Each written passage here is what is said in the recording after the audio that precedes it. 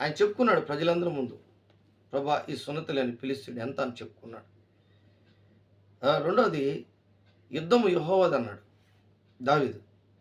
అంటే మన పట్ల ద్వేషము, ఈర్ష్య, పగ, కుట్ర కలిగినటువంటి వారు ఈ లోకంలో నీకు తెలియకుండా నీ పక్కనే ఉంటారు.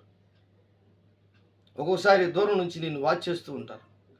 ఒక్కొక్కసారి నిన్ను ఏదో ఒక సందర్భంలో నిన్ను పట్టుకోవాలని, నిన్ను బంధించి నీకు ఉన్నటువంటి ఆ ఆ మంచితనాన్ని గాని, గొప్పతనాన్ని గాని, ఆశీర్వాదాలన్నీ వారు ఏదో ఒక విధంగా చెడగొట్టాలని ప్లాన్ చేస్తూ ఉంటారు. సైతాన్ ఎక్కడో దూరంగా ఉండదు. దాని అనుచరులు చాలామంది ఉంటారు. వాళ్ళలో దూరేస్తుందది. ఒక ఏదెన్ తోటలో పాములో దూరింది ఆదాము అవ్వలను చెడగొట్టేదానికి. ఆ పాములోనే దూరినప్పుడు మనిషిలో దూరదా?